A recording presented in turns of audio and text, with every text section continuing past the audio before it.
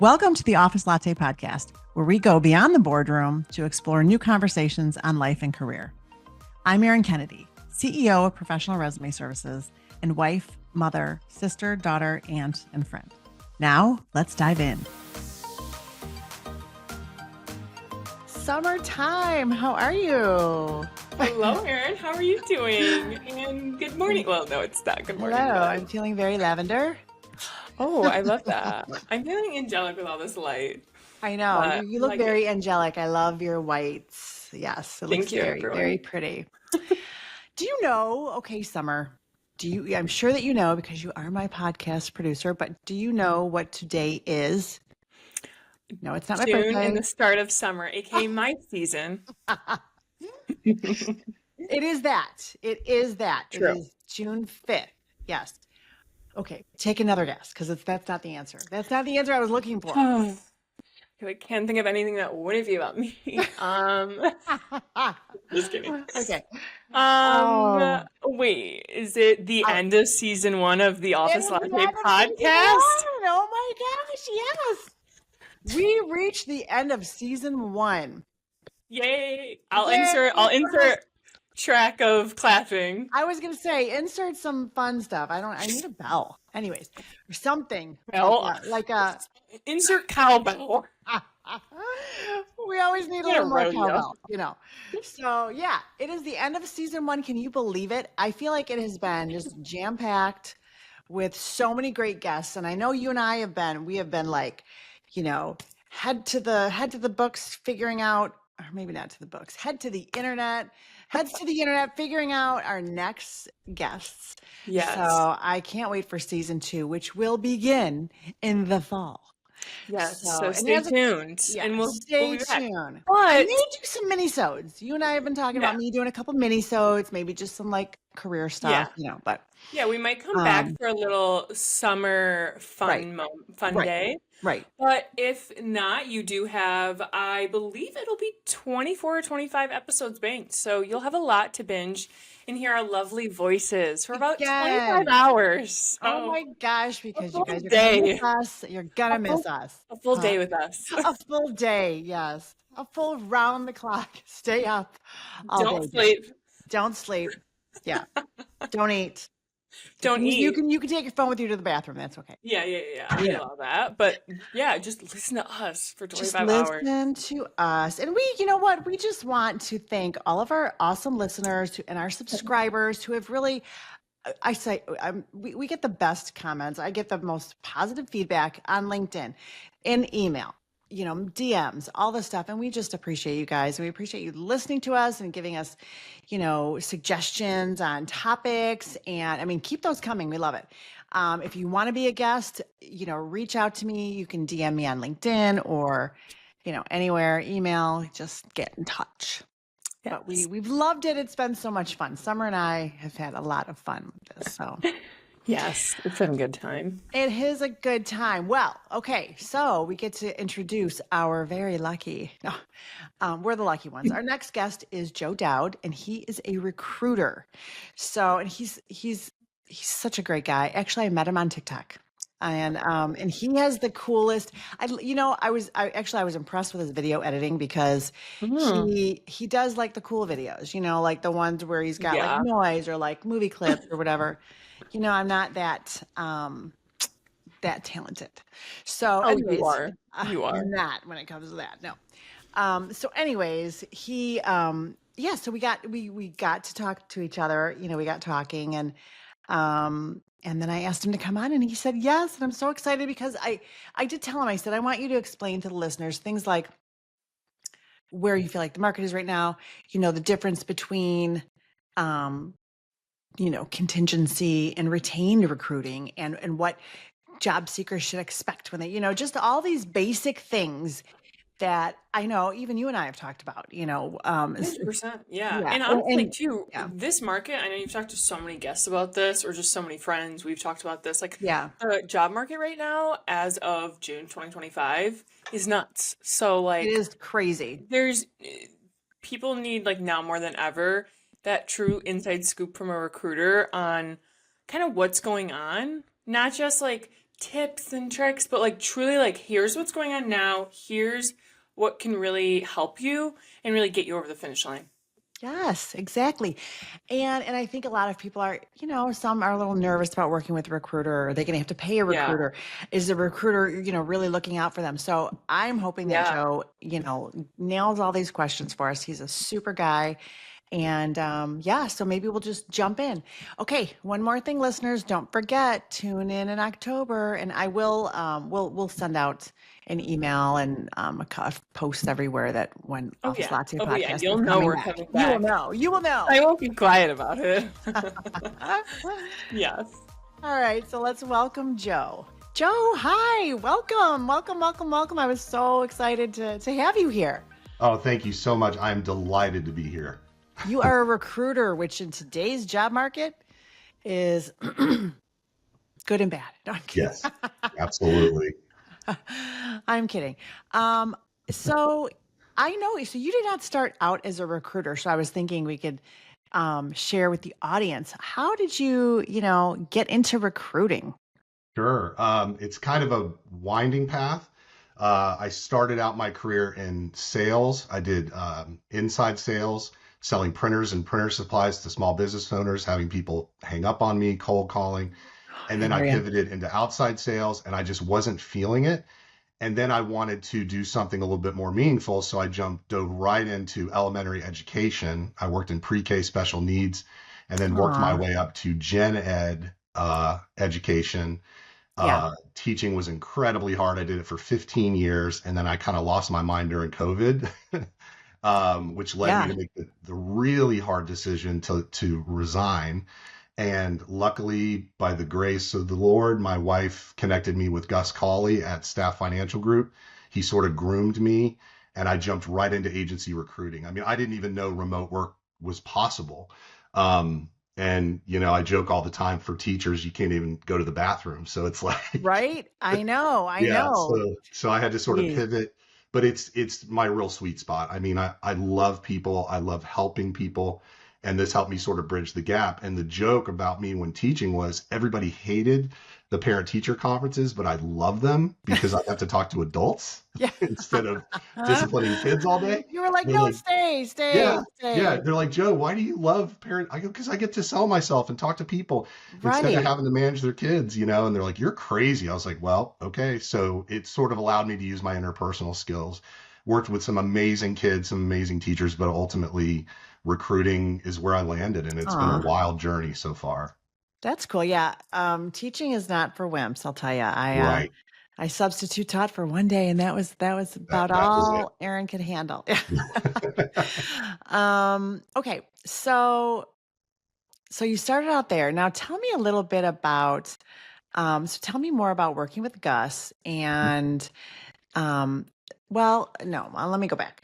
So first of all, if there are some listeners, I know, just questions I've had about what's the difference between retain and contingent, am I going to have to pay the recruiter? And I don't want to, so tell us how that works, that model, those So, models, I should say, and what yeah, you are. And yeah. yeah. So basically, we work on a contingency basis, and I do hear these things about, I guess it's called rec recruiting, where the space I work in is agency contingency, which means that clients will reach out to me to try to fill a role that's just incredibly difficult for them to fill. Okay. My sweet spot is accounting and finance. So Okay. basically, the idea is if I can find them talent, I can facilitate everything from, vetting the candidates, Yeah. coordinating the interviews, soliciting feedback post interview, and then hopefully getting them into the job. And the reality is that, we don't get paid unless they hire our candidate. Right. I really pride myself on not being transactional though, because I never feel right about putting a candidate into a position that I don't feel good about. Yeah. Um, which is not to say there's not a lot of successful recruiters out there doing it, but I have a little bit more of I don't know, a servant's heart. So it's like I check in with the candidates constantly, even after I've placed them to make sure they're happy. Because the Yeah. last thing you want is a fall off. So we have a replacement guarantee for all of our clients. And I've had those horror stories where We thought it was the perfect match, and then it didn't work. And so Right. and we have backfills in place to do that as Oh, well. that's good. Yeah. Yeah. So that's kind of the space I work in. I don't think, and I know it's interesting. My sister's also a recruiter, so it's sort of in our blood. But Oh, yeah, okay. she's an internal recruiter Okay. for So a she corp. works for a company. She's Exactly. their own. Okay. Yeah, and there's metrics and things involved. But what I love about what we do with Gus at Staff Financial is, it's kind of like the Wild West. I mean, I can pursue anything nationwide. My sweet spot's Atlanta, Okay. and I've made a couple placements in Florida, and I'm currently trying to crack into Texas, which is like my next big goal. But Ooh. So um, why Texas? I have a lot of family there, and I Oh, don't know. It just really is the Lone Star State. It's the one place in the U.S. that you can go that just feels like its own thing. I can't even describe it. yeah. It Um, does. I mean, yeah, I've never been there, but right. I've talked to so many people that kind of say the same thing. It's like its own little world, you know? Yes, and it's amazing. So I'm pretty excited about that. I've got a couple of things I'm working on over there, but at the end of the day, it's about the relationship. I have to feel good about a submittal to a client. I have to Yeah. feel good about the relationship with the candidate. Otherwise, it could go south very, very quickly. Yeah, absolutely. One of my questions is, your first placement reflections, your Mhm. initial placement involved helping a friend grow his business. How did this experience shape your perspective in the recruiting industry? Yeah, so it's really wild. So my wife works for a real estate company here in Atlanta, and she was connected with a coworker whose husband was trying to get his construction company off the ground. He literally built it out of his garage, Oh, wow. and it's amazing because I left teaching in August of 21, and it was very difficult to find work. And then I landed with Gus in like October of 21, and then like within a month, this friend of mine reached out to me, and he was building his company. And construction's an interesting niche because you deal with a lot of project managers, superintendents, and stuff like that. So Yeah. you sort of have to learn their jargon. But there were some accounting roles within his organization that I was able to fill. So I kind of hit a bunch of placements like all at once that fall, Yeah. and I was hooked. Like that was it for me. It was incredible. And what I really respect about my friend is he was very good about managing the relationship between friendship and business because that can be a slippery slope. Yeah, Um, for so yeah, sure. that sort of put me on the map. But then what I found is I've got nothing against construction professionals, but there's something about accounting folks. When I was in high school, I used to help my dad out. My dad's a retired FBI agent. And what a lot of people don't know about the FBI is they love bookkeepers and accounting people. Oh, Really interesting. interesting. Yeah. So my dad in the summers, he used to pitch in at a local H&R Block, and I used to come in and help him out. And I was paid to literally just do like client and customer intake. And I got Okay. to know all the clients and kind of mesh with all the accountants there. So And I'm you've got history and experience with accountants. Okay. Absolutely. All right. And I think accountants get a bad rap. They're a lot of fun. I mean, a lot of people think they're real black and white and they hide behind their computers and all that Right, stuff. right. They're not like Boring that. numbers. Yeah, Yeah, yeah, they're yeah. fun. I mean, it's a blast to work with them.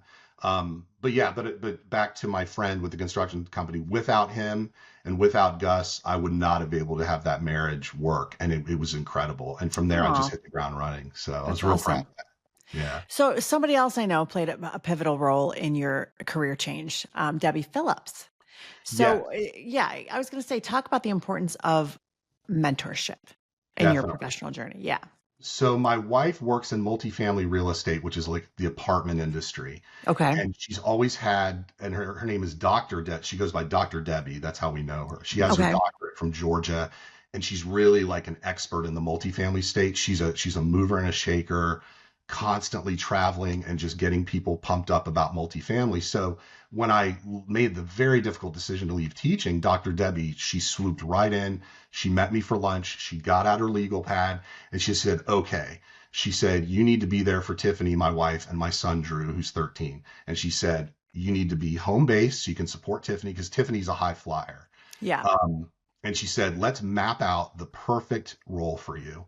And All we right. literally sat over that lunch and we kind of ended up in the HR space, Yeah. which I thought made sense to me because I am a people person. And I remember in teaching, a lot of my fellow teachers would come to me I almost felt like a priest that they would tell me Aw. all the secret. Yeah, but not always the good secrets, right? Right. So I thought the HR generalist or something like that was the right fit for me, but then I realized based on my sales background that recruiting was a nice fit. And then Debbie helped me sort of map it out. And then my wife connected me to Gus through Jimmy Barthmeyer, he's actually a retired pro baseball player here in Atlanta. And he connected me with Gus. And the next thing I know, I'm on a call with Gus and I'm making calls within an hour, like once I Wow. joined his firm. And it was incredible. I was like, I can actually do this from home, like remotely, and still have flexibility and still Yeah. support my wife and my Love son. that. Hmm. Yeah. A lot of a village that got me to where I am today. So, Good. That's yeah. nice. Nice to hear. With this job market like it is, I mean, what do you think, what's broken in the current recruitment model? I mean, why, do you see anything that like ghosting or, the 24 interviews or, like what's one thing that do you think could be retired immediately or what's one thing that you just disagree with in the recruitment world? Yeah, so well, the ghosting is definitely a thing. I deal with that a lot. Yeah. On the client side, because I do full desk, I do client and candidate. Okay. There seems to be sometimes a disconnect in the soft touch approach in terms of like interviews, for example. Look, I love Zoom, I love Teams, I love all that stuff. But man, I tell you, if I can get a candidate an in-person interview, day one, interview Yeah. one, you cannot substitute that in-person energy. Yeah. I'm telling you, there's a vibe, right? Yeah. There's Yeah. something there. So, the technology is great and all, but I think that, sometimes things can get lost in the translation there. However, there are clients that I work with that use technology really, really well. Like I have one client I'm trying to fill a role for in Orlando, and they use a program called HireFlix, which is really interesting. And it's sort of Okay. like if they like one of my candidates, we send them a link called HireFlix, and basically it's like they take selfie videos answering the questions as sort of like a barrier to get them to the next stage. What do you think of those? That just like It's interesting. makes my stomach like, Yeah. ugh. Well, I'll say this. Um, for that particular role, it's customer service. So it's a little Oh, bit okay. more on the entry So level it's side. a customer facing role. You want to see how they, Exactly. yeah. That makes sense to me. Yeah, that makes However, sense to me too. Yeah. right. But Yeah. if I'm trying to fill like a senior accountant or a bookkeeper, no way, Yeah. or a controller or what Right. have you. But I think it's interesting. So sometimes those things can be effective. But in terms of just the market itself, it's just volatile, It and is. that's why, with my social media space, I'm trying to just bring levity to it because I know. And I can't wait to get to that. I do. We're going to get to that yeah, in a little bit. yeah. Yeah. Cause I love that part. And Yeah. one thing I try to do, because believe me, I would love to help every candidate I could, but the reality is you're seeking talent. And sometimes Yeah. I get candidates that are really struggling and the job stability is not there, or Yeah. the experience isn't there, or the resume doesn't match the LinkedIn profile, and you want to do your very best. So one thing I started doing to kind of like bridge that gap a little bit is a candidate that I am actively working with. I've got a really great resume template that I came up with, and I will just do it for free. Like Hmm. and when I say that, what I mean is it's a candidate that I want to place, that I believe I can place, but I'm very realistic in terms of like what this market is like. Yeah. So I think that sets me apart a little bit is like I do genuinely care. Yeah. So that kind of blows some people away.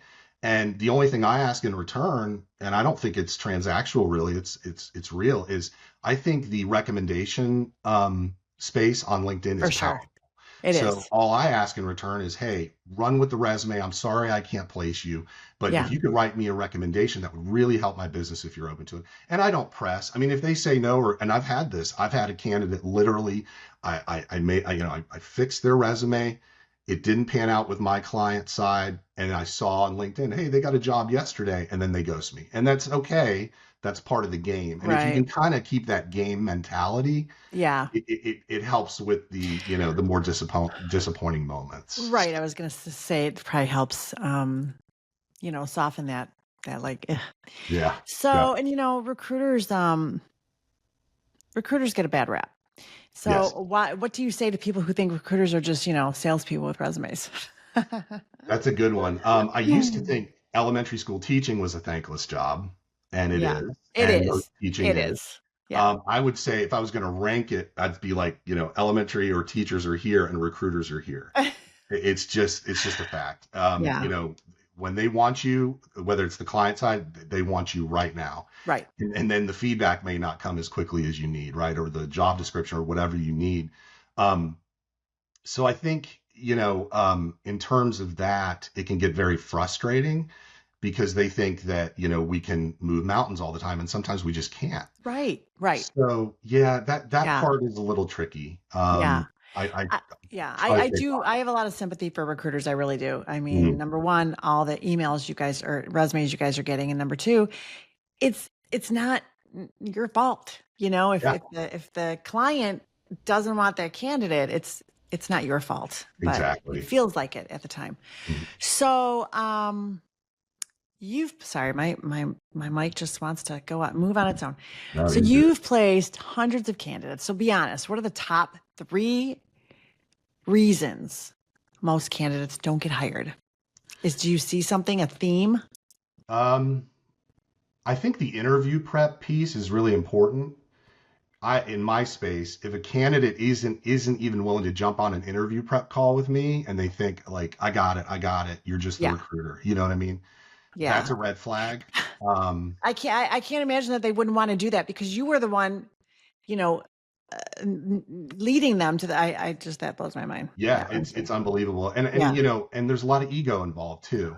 Right. They think they're masters of the universe and they can do it all by themselves. Right. But Right. I think the lack of willingness to be coached is an issue. And quite frankly, sometimes the interpersonal skills just aren't there. Yeah. I will never That's submit a true. candidate if I don't have a Yeah. good feeling about, how they present themselves.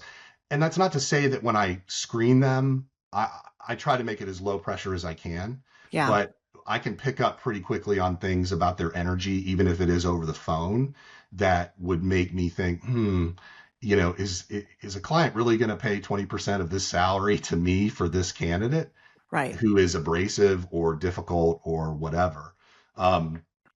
So those are some of the red flags that I see out there. But again, it's just the willingness to for a candidate to put themselves out there to be authentic. I think that's lost a lot in this Right. market. Hmm. I think it's okay to say you don't know something. I think there's a lot of, there's sort of like a BS meter that can go off, and you got to be Hmm. real careful with stuff like that. So, yeah, it's sort of a mashup of a lot of issues, but I would say, it's that authentic piece, and then people who are just willing to work with Yeah. recruiters and not think we're just slime balls who are just salespeople. Because the worst thing Right. I can do is Yeah. persuade somebody to take a job when I don't believe in them or I Yeah. don't That's believe. true. That's true. Yeah. You Yeah. don't want to do that. Yeah. Mhm. So, so you specialize in fintech and accounting and finance, correct? Correct. So fields that love credentials. Um, but is the degree still king? I mean, or is experience starting to win? Good question. My Yeah. favorite niche to work in is office managers and bookkeepers. And Okay. I cannot tell you how many I have placed that do not have college degrees. They have a high school diploma. They've got Yeah. amazing stability. Hmm. They've been, because that's one of the things I look for, like, because I look at tons of resumes, is the stability piece is huge, especially if I'm going to present to a client. So I would say, depending on the job, that particular niche works for non-degree folks. However, I do get a lot of the must have a bachelor's degree in accounting or finance or a Yeah. Yeah. CPA or on a CPA track. Okay.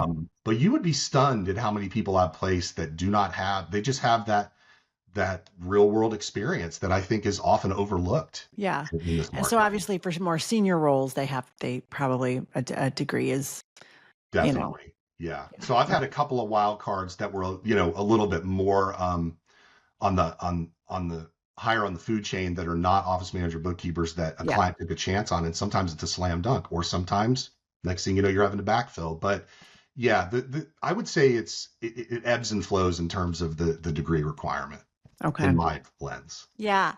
And I would just say, I guess it really depends on the client or the company and what they Hmm. want. So, Yep. um, let's talk AI. So do you Okay. think our employers leaning too heavily on algorithms to screen candidates? I mean, do you think they're missing people? Because aren't Possibly. they're using that in the application process, the generative, AI for application processes. Some of them are, yeah. Yeah, I think well, one thing I'll say for Gus Cawley, my owner, he has embraced AI and we are running with AI. In fact, in his school community that he created for job seekers, there's Yeah, tons of AI tools that he's just giving away for free. that's But on nice. the client side, it's all about using it responsibly, right? And I think like I use AI in a lot of ways to, find if a candidate is a match for a job description. That's Yeah, a quick way to do it, but I can't always just go on that.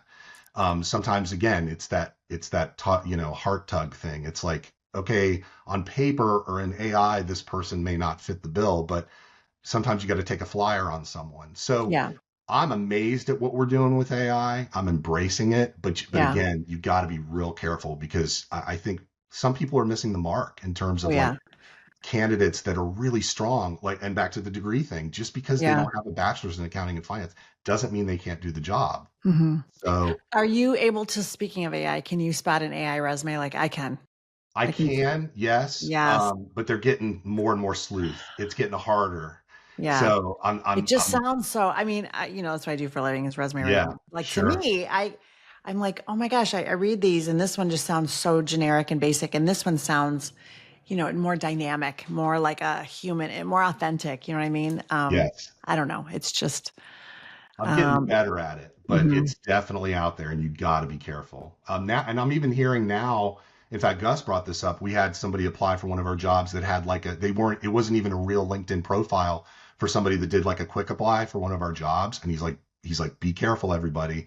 And he found out that person wasn't even real. It was an AI generated Oh, okay. profile. So So are you dealing with a lot of fake candidates? I personally have not, but I've Okay. also gotten very sharp about who's real and who's not. Okay. So you're Um, really on the lookout for, I am, yeah, yeah. and you have to be You because, have to be, I was going to say, because what a waste of time of your yeah, time. If, absolutely, yeah. Oh my yeah, gosh. yeah. Yeah. I'm getting better at it, but man, they are out there, and you just got to be real mindful of it because people are Yes. abusing AI. It's just, They it's are. bound to happen. You know, So, what is something that's really frustrating about working with hiring managers right now? Be um, brutally honest. yeah, You no, it's tell. okay. Yeah, I think the salary, quite Yeah. frankly, you try to educate a hiring manager on a realistic salary Right. in that market, whether it be Atlanta, Orlando, Detroit, like wherever. That part's tricky. I think there's a lot of white knuckling going on in terms of salary. And quite frankly, because we are agency, there is that hurdle of we don't want to pay a recruiting fee. And I Yeah. understand that too. I do. Yeah. Um, And so I I want to talk think, salary too in a sec. So yeah, keep going. absolutely. So I do run into that quite a bit Yeah. where I'm like, you know, can we wiggle on the salary? Are you flexible? Like, because here's what I have. Here's a great candidate. They want That's what I was 100. going to ask you. Will companies wiggle? Because I have a lot of clients that'll say, well, the recruiter said that this was, whatever what they could offer, but I know it's got to be more or whatever because so and so somebody else works there and they're making more. And is there wiggle room? I mean, do they give you like, okay, this is what we're going to offer, but we will pay up to here. Yeah, it's funny, I've had both ends of it. So Okay. I have a client literally, I live in Cumming, Georgia, just north of Atlanta. Yeah. And this client fell on my lap. They're like a clean energy company. And I've Oh, basically helped staff a majority of their accounting department. They've been oh, amazing. nice. Hmm. And I got to a point with the VP of finance that we have a great shorthand. I would swing by and bring him donuts and, whenever I made a placement. But what I found is when you get to the point of the salary, particularly if you have a candidate that's in the offer stage, Hmm. you just have to have that shorthand with that client to be able to have those tougher conversations and say, look, she loves the job. She's very interested, but this is what she was making. This is what she needs. So I think at the end of the day, it comes down to the client relationship. But I have had for example, I had a deal fall through actually literally yesterday.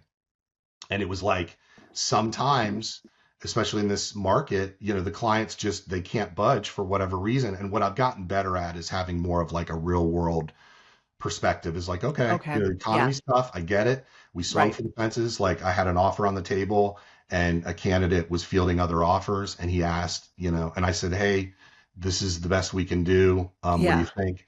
And, it didn't pan out, but sometimes it's just a matter of getting that deeper relationship with the client to educate them Yeah. on the I market. was going to say, so if you go back and you're talking to them and you're like, I've got this perfect person here. Right. They're ready. They're ready. They just need a little more. Well, do you find, will some companies wiggle, and Yes. allow that? Oh, that's good to know. Yes, some will, Some will. sometimes not. Yeah. But what I've found is it's more when I deal in like the entry level space Okay. than I do in the upper echelon positions, like Okay. over six Okay. figures, for Okay. example. um and again, it just goes back to that client relationship. Like, can I talk freely? Can we be open? Because what I don't want them to think ever is that, well, if my fee is this and my commission is this and I get this salary, it's going to be more money for me. I don't care about any of that stuff. Like, Yeah. it's just about the right person for the right job at a fair salary, and a competitive one. So I, I've had some successes, I've had some failures, but at the end of the day, if you're not educating your client on the markets of salaries on specific positions, you're really hurting yourself. And that's one thing Yeah. I've tried to do. Yeah. So, All right. No, that's yeah. smart. And that's smart. And I always just wondered that, like, can recruiters go back to the company and say, Oh, hey, yeah, yeah. absolutely. Doesn't always work. Got to swing for the fences. Yeah. But Okay. Something that you said, I'm just looking at one of my questions. It was about job hoppers, and you had kind of mentioned stability there. But yeah, so are job hoppers I mean, in today's world, especially Gen Z, I mean, every 2 years they're gone, oh, I yeah, mean, and it's absolutely. considered, and it's considered a strategic move now. But do you think of them as a risky hire, or are employers, are they stuck in it like that outdated? I mean, are the companies, will th- are they willing to risk to hiring somebody that may be considered, or would you place? I don't know. Yeah, I'm just no, always curious. Yeah. yeah, I think it's interesting. Like I mentioned before, when I'm in the upper echelon roles in accounting, for Yeah. example, it's very realistic that people, even in accounting, say you're a senior accountant and you get an opportunity to be an assistant controller, Yeah. and you're only at that company 2 years, like the trajectory of that candidate's Yes. career makes Makes sense. sense. But you have to Yeah. still pitch it to the client, because there are a lot of clients that kind of have that old school pre-COVID mindset, right? Yeah. Where they're like, oh, this person doesn't have good stability. And I'll be like, Right. If yeah, they but haven't look been what there 15 years, we don't want them. Yeah. exactly. Yeah. So Oh, so drives me that I've crazy. bumped Yeah. into quite a bit. However, it again, it goes back to the relationship. But I would say, the reality, especially since COVID, is just, especially with, like you mentioned, the Gen COVID Zers, like, changed so many. incredible. I I wouldn't be know. here I today think with for you the if it wasn't good. for COVID. Yeah, right. Yeah, No, yeah, but I mean, it changed companies' mindsets, because before that, it was all very, you know, like you have to be there 15, 20 years. You have to show stability, which now it's totally changed. And I'm yep. glad it has. No, me too. And Mhm. the remote hybrid thing is still a Right. battle. But I would say, it comes down to how the candidate presents themselves. But I do have to be cautious about who I submit, because if Right. the stability is really rough, but I Yeah. think this candidate's got a If you shot, if you're not seeing that steady progression towards a common goal or whatever, yeah. If it's just exactly. like this, I can see that would be a little. Yeah, it's sticky territory. Yeah, So, yeah, yeah. Um, let's see. Okay, yeah, I had a question, a good one, and then I lost it. But so what about but here's another one. Have you ever encountered somebody that you just have a feeling that they're just not telling the truth? Or so you place some, or how do you sniff out that BS yeah, during the good one. screening? Have you had anybody that you're like, no way? No. Yeah. It's tricky, because I was voted most gullible of my senior class in high school. No way. Yes, Joe Dowd, most gullible. Oh So my I goodness. tend to give people the benefit of the doubt. Yeah. However, there's an That's a old good saying thing. on our That's a good team. thing. One of my mentor recruiters always says, well, if the candidate's lips are moving, they're lying, which I always thought was kind of Nice. funny. Yeah, yeah. I don't experience it a lot, but Yeah. I have Yeah. had a couple where I'm like, okay, you said, you could handle the tech, and like, it's very difficult, for you Yeah. to manage, this particular QuickBooks or whatever it is. So I do see that. And to be honest, and my heart goes out to those candidates too, because it's desperation too, because Yes, I people are know. getting laid off left and right. They're desperate, they get, I get it. they got to Yeah. eat, right? So Yes. that part is hard. But I am always a little leery, but I always tend to connect because you can call everybody all the live long day. But to be honest with you, I don't spend each day on the phone a ton unless it's somebody that is really worth contacting, who's a great candidate, who I can change their life. That's it. It's not about the Yeah. money for me. But you know, I've gotten better at sniffing it out, especially since my dad was in the FBI. So I feel like I've got that little gene in me that can like Right. You detective do. gene, Yes, right? you do. So You're like yeah, born with that. Yeah. That's right. good.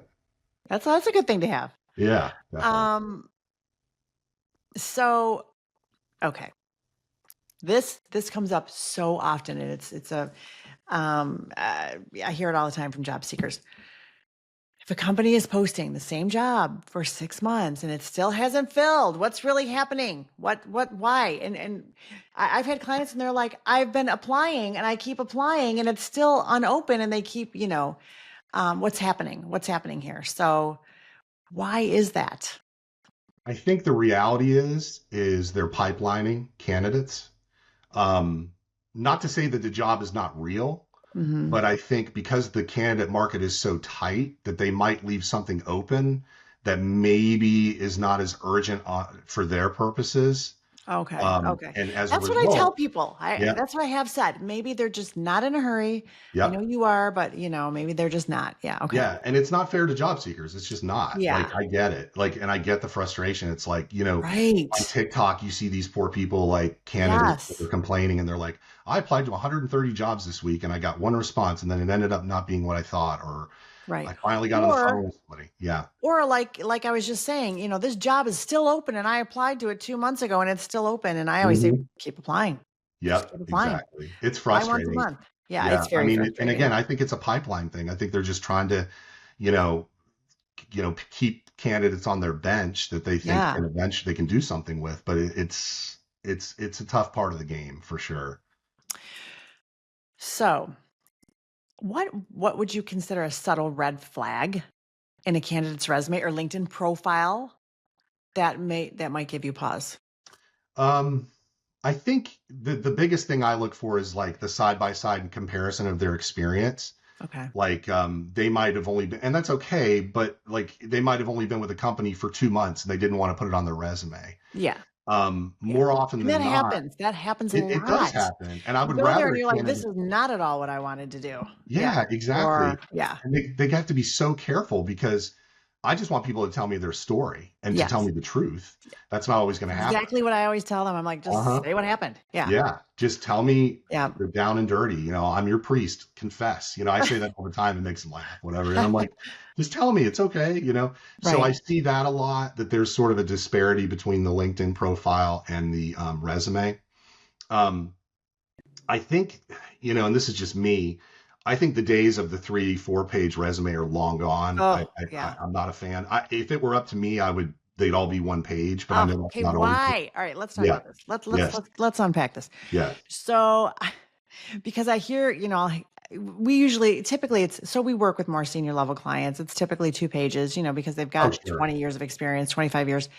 But then they'll go to a recruiter that says, I want it on 1 page. And I'm like, oh, why? You Right. can't get all their information on here. Or here's my other beef with recruiters that just want to see bullets. I'm like, oh my gosh, why? Yeah. Uh, I know everybody has their own taste and their own, I get that. Everybody, yeah. you've been looking at resumes all day long. You have a certain whatever feel. Hmm. But would you not look at somebody's resume because it was 3 or 4 pages? Let me ask you that. Well, because I've tried that approach of doing the resume revisions, quote unquote, free with a Yeah. candidate that I'm working closely with. No, I would not turn them away. However, and actually Gus taught me this, is you literally have maybe 5, 6 seconds to catch the attention of a hiring manager Right. in this market. Yes. So that's why I did this on one of my TikToks. with the format that I use, that I advise candidates to use, is put a career highlight section right at the top, Mm-hmm. so they can get a breakdown of your background. They can see it And instantly. Yep. exactly. And that's the first place I would look as a recruiter or hiring manager. And then you hone in on the experience and look at the stability piece. How's the stability? Um, but no, I would not discriminate against a 3 or 4 page resume, because people don't know what they don't know. I mean, you That's might true. And have, that's true too. Yeah. yeah, And a lot of times they just keep adding. They just keep adding to it because they're like, yeah, oh, I don't know if I should leave this off. And I'm like, no, it's way too long now. Yeah, let's cut this mhm, puppy down. Yeah. yeah. And then you got to cut through Yeah. their ego too, Yeah. right? Like when you say, Yes. hey, would you ever consider me tweaking your resume? Yeah. I've had people like literally turn it out. Nope, it's great. Like, okay, Okay, then. All you right. know, Yeah. that could be Okay. a little frustrating. Yeah, I bet. Oh my gosh. Okay. Reference checks. Okay. What do you think? They still matter, or are they mostly a formality now? It depends. It's interesting. I've got a couple of clients that I've worked with that are really hardcore about it, and I will make those calls, and it usually is fine. It's not a big deal. I usually call 3, and I have sort of like a form I use, and it's very easy. However, I would say more of the clients that I've worked with, it's not happening, because they're savvy enough to sniff somebody out early on, or, and it actually blows my mind that it's not done more, I guess, Yeah. at least through my lens. I think it's important, but at the same time, it's kind of the old cover letter thing, right? Like, people are just going 100 miles per hour, especially hiring managers. Do they really want to sit there and go through a cover letter all the time? I don't Let's know. talk I think about that's up cover for the, letters. So you yeah, don't like cover letters. I I'm not, still love them. I don't have time. I'll be Okay. honest. What about I prefer more brief, punchy cover letters. I don't Sure, want, sure. I always tell clients, I'm like, cut that thing in half, because they Right. don't have time to read all this, Uh-huh. But so then I hear from other recruiters that are like, no, I won't look at a resume without one.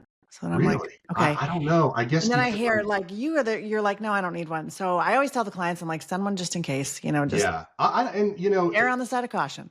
but to be honest with you, if somebody sends me their resume with a cover letter, I will literally scroll right past it, just because I don't have time. It's like I Yeah. can usually find what I need from the resume. I might breeze over it. Yeah. I'm not What if it's a short anti-cover. one? What if it's a short one? Sure. And again, it's that 5-6 seconds. I was that's just gonna say important. it's time. I mean, when I Yes, look at these long ones, I'm like, what? No, I they're know. like so long. But if I've seen some just great, personality, dynamic filled, those are the ones that I love. Yeah, and I think you did a YouTube short or a TikTok about it recently. I That, did, yeah, probably. great. Yeah. Yeah, Yeah. But I agree though. Who has the time for the little mini novel on the yeah, cover letter? It should be super brief. definitely. I always tell clients it's an intro into who you are. It's not, Mhm. this long thing. But Yeah. yeah. So let me think. What's one thing that you wish job seekers would stop immediately doing in interviews? Well, the salary is always a big one. And when I coach candidates, I always tell them, do not bring up salary. I even made a TikTok about it. I was like, do not bring up salary I unless just they, hate that though. Why, well, it should be transparent.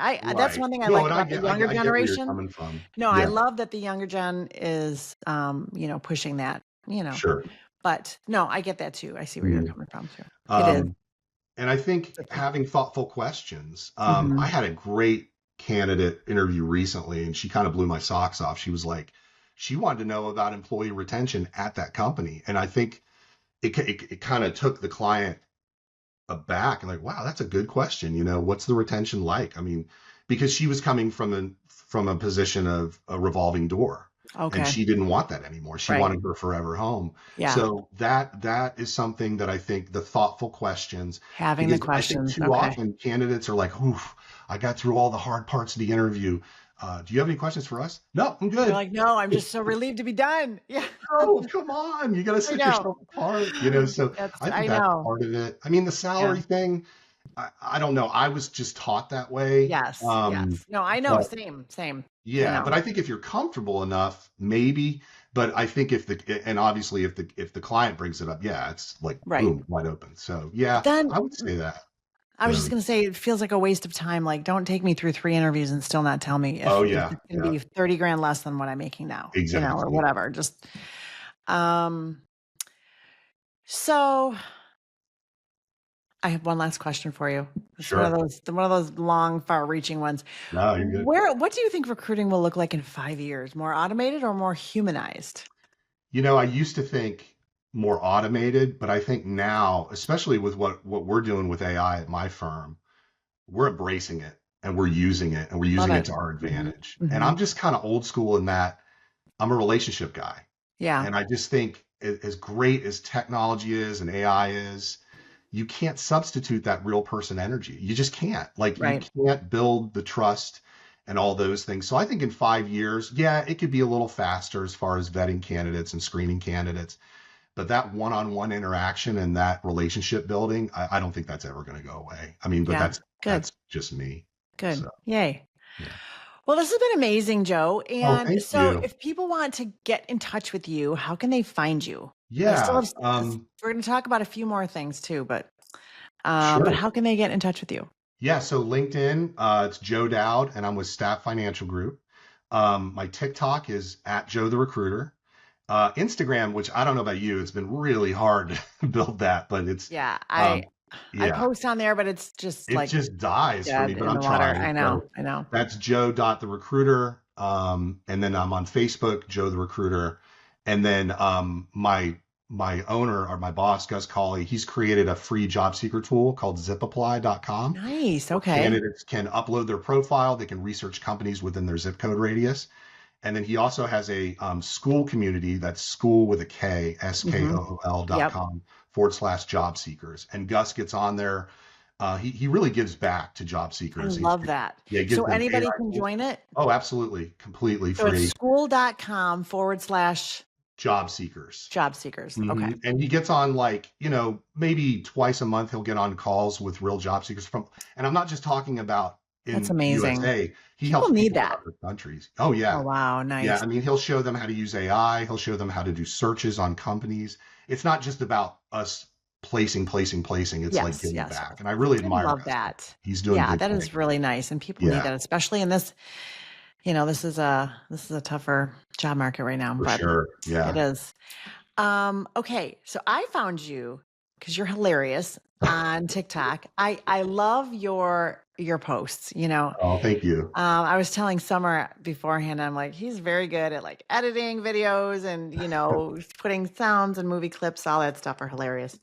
But but you also have a pretty big internet presence in other ways. So tell me, I was going to ask you, what's one thing that people don't know about you, but I'm just going to jump in and make you tell me about that one. So tell us. Sure.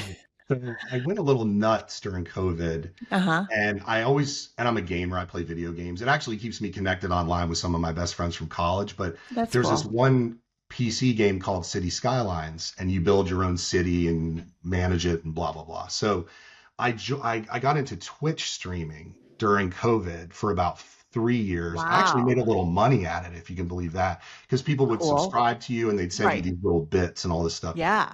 and it got me more comfortable in front of a webcam and things like that. And I loved it.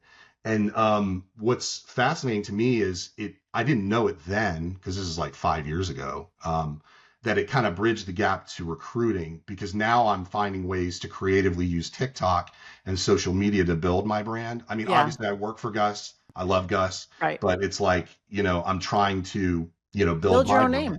Yeah, Yeah, for exactly. sure. Yeah. So it was kind of dorky, but it was a lot of fun, and I met some interesting people from all over the world. I mean, I still connect with a friend in London that he and I would team up on streams and all that stuff. How cool. But the TikTok thing, I do have a movie one. I know. So tell It, us about that one. right. So I love movies. Me My too. sister has her own production company. Oh, She knows the movie world really, really well, and wow. she moved from LA to Georgia, but she still does all kinds of stuff.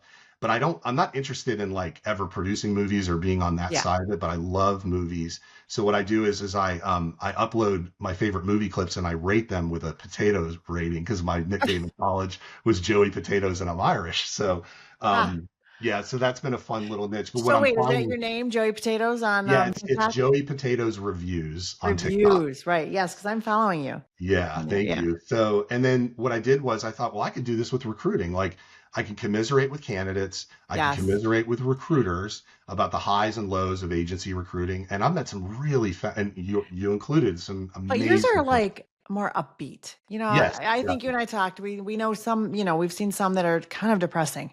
sure. When Yeah, I look at some of these, I'm like, geez. I feel bad for job seekers who are listening to some of these people who have very depressing stats. It's like I want to get definitely. on there and I want to feel good. Yes. And I mean that's how I would be feeling. And I look at yours and it's always funny. It's always, just fun to watch. It's Well, a thank different you. take on it. Yeah. So It's been a lot of fun. I mean, it's just it kind of, to be honest with you, in the slow moments of my day, it just keeps me sane because, yeah. you can go a while without finding a good candidate or get a job order. And the next thing you know, like I need a creative outlet. And then luckily I was able to kind of connect my old streaming stuff to this. So it's been a fun ride. Love that. Thank you. Well, this has been such a pleasure, Joe, and I'm glad we were able to finally connect and talk here. And I hope some finance candidates find their way to you because it's always good to know a recruiter. I have a lot of people that say, I need a recruiter for this and this. So any finance type candidates out there, reach out to Joe. So much. I'm completely blown away that you found me on TikTok, that we connected, and I'm very grateful. So thank you We're so good. much. Well, thanks again. Thanks again for listening to the Office Latte podcast. You can find us anywhere you listen to your podcast. You can follow the podcast on Instagram and TikTok at Executive Resumes, or subscribe to our YouTube channel, Office Latte Podcast. If you have any career questions or conversations you want us to talk about, send them to officelattepodcast@gmail.com, and we'll answer them in an upcoming show. Have a great week and stay caffeinated.